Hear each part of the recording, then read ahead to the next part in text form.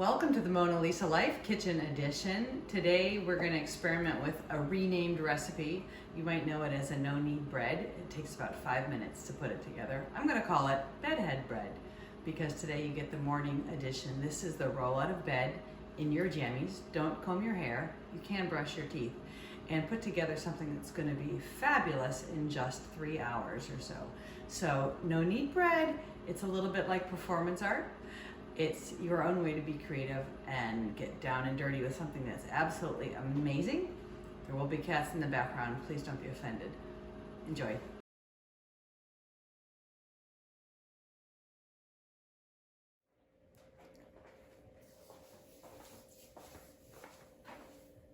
Good morning. We are going to make some no-knead bread. So this is your 5-minute bread. It takes 5 minutes to do everything from getting the ingredients out, putting it in a bowl, setting it on the counter, and then that's it. That's really it until it's time to take your dough and get it ready to go in this bad boy in the oven and make this really big, thick, crusty, beautiful bread. So watch my timer here and we'll see how we do. So the first thing we need, I think, is 3 cups of flour, and it needs to be aerated.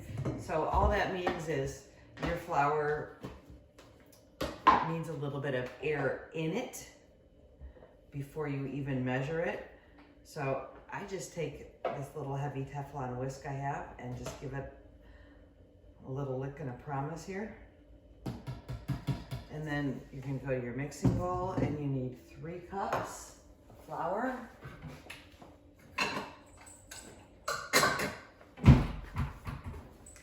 And baking is supposed to be a very precise art. You do want your flour to be pretty accurate. I'm not a super precise baker, but this is a really forgiving recipe. I guess I could level this off or get out my scale, but I want to stick to the 5-minute mantra. So if you're busy today and you got a lot going on, this is super simple. Okay, so 3 cups of flour. And then I'm going to combine my yeast. So it can be active dry yeast or instant, and you just need a 1/4 teaspoon of this. I keep mine in the freezer. And I'm blind here today. We want pink for 1/4. Okay, there we go. I'll tell you a secret. I always add a little extra because I never touch the yeast. And one of the fast recipes, if you want to make the fast version of this, actually requires more yeast. It just rises a little bit faster. I made some bread last week, a different recipe, and I accidentally tripled the yeast. Oh my gosh, it was the best bread I ever have. So I'm a lot more forgiving about yeast. All right, and I need a teaspoon of salt here. I'm glad this is color coded. If I could only remember what color is what. I just need a teaspoon. And it seems like a lot of salt, but it needs it. And this bread, when it cooks up, it's really fabulous. It tastes a lot like a sourdough, and it's got that really thick crust, but just lots of air inside. It's really pretty amazing. And then you're going to need 1.5 cups of water. Got the wrong measuring cup there. And you want it hot. Okay, so I have my 1/2 cup of water. I'm going to give my ingredients a stir. They're just all together here. I use hot tap water. It's about 125 degrees, which is about where it is coming out of my faucet. You know, most of your, oh my word. Well, here, by all means, throw the water and the flour all over you. Most of you have a pretty good idea of how hot your thermostat is. If you don't, just stick your little oven probe, if you have one, handy thermometer or whatever, under some hot tap water and figure out what you got going on there. All right, we love to clean the floor. So this is super easy. All I'm going to do is combine this. That's literally it. And if you can see my bowl here, it's your typical wet, sticky dough. And it comes together super duper fast. Notice I'm not kneading it. This is not even a bread whisk. It's literally just a whisk that I use on the stove for my Teflon pans. but it's got a big enough handle that I have all I need to make that beautiful little ball. And then the last thing that I do is I just take a little bit of EVOO. And you don't have to do this. I just do it because I think it gives the crust just a little bit of an extra finish when we're done, just to have that little bit of fat in there. And then here's the messy part, and I'm literally done. I am done. I'm gonna take this bad boy, put it in the bowl. If there's any little bits, I'm gonna introduce them to their brothers and sisters. That's it. You have your no-knead bread, sticky hands, and flour all over your sweatshirt. And then I'm going to cover that with plastic wrap, and then we're going to get back to that, and we're going to have bread in a few hours. Okay, welcome back. So I've had my bowl resting in the sunlight, and I've kept it covered, and it's been about 3 hours. Let me give you a quick look. This is only amazing. So I have this very, very happy ball of dough. And what I'm gonna do next is I'm going to get my pot ready, get my oven ready, and all I need to do is transfer this to another bowl. So let me get that out right now. This is also the cupboard of cat food, so the cats get excited when we go over here. So I need to transfer this to a bowl for just a minute because it needs a little attention.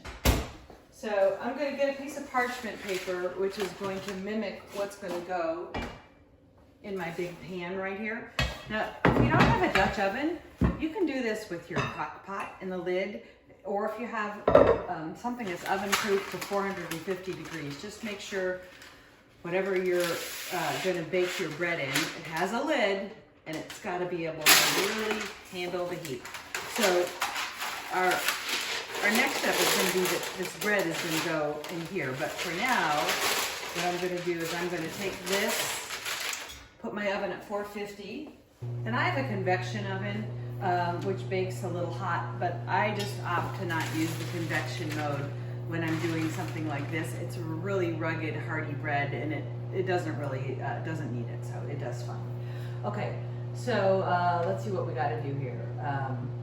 I'm going to heat my pan in the oven. So I just turned my oven on. It's really important that this is in for the whole heating process, and make sure that you have plenty of space in your oven. So I've already lowered the rack on my oven, which you can see here. So I got lots of space to put that bad boy in.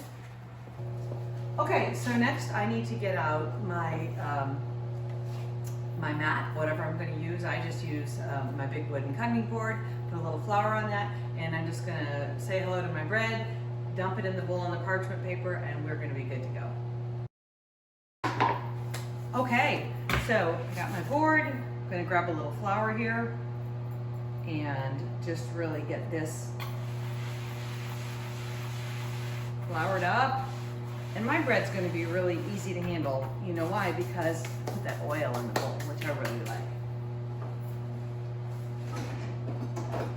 If you have a scraper, that's great. If you don't, you can use a spatula or even just the broad edge of a knife. The towel over here is clean, so I'm going to hang on to that. So grab my dough and I'm just gonna give it just a teeny bit of attention here. Just gonna roll this around. This really looks amazing. And it's gonna eat up all this flour here. It's really happy just because I gave it that teeny bit of attention. This is not kneading bread. This is just kneading and EVOO bread. I have it in my bowl. I'm gonna cover it with my clean towel. And when my oven is hot in 35 minutes, then I am going to, with my big hot mitts, take out my big pan, my big Dutch oven, put it in with the lid back on, and bake some amazing love for my bedhead bread. Can't wait. So make sure you have the proper tools so you can handle this and you have a place ready to put it. I just leave my bread board out because I'm ready for anything now. Heavy pan, good to go. All I have to do is lift my parchment paper out. Look at this beautiful bad boy. It's going to be amazing. It's going to be this giant, thick, crusty piece of heaven. Put your top on. Stick it in the oven, and we will see you back when the bread's ready.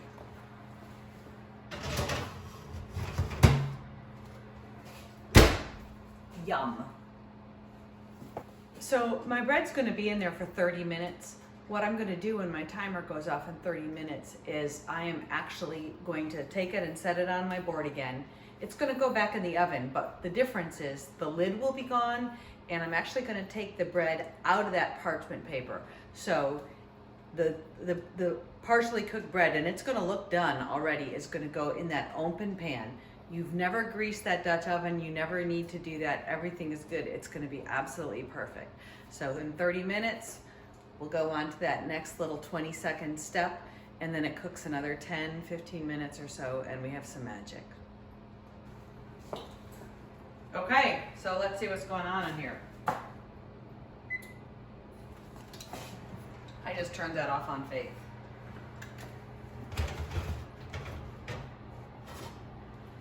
Ooh, it's looking good. So I'm gonna get rid of my lid. I'll take this out. Grab my parchment. Take my bread. And you can see it's almost there. Getting there. I turned my oven off. That was a mistake.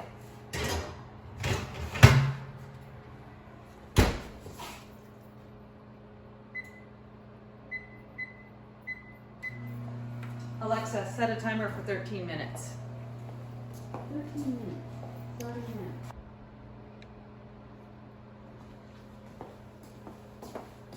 Okay, so I am a little excited to share this. So, bedhead bread, here we go. OMG. Okay. Look how easy this is. Ta-da!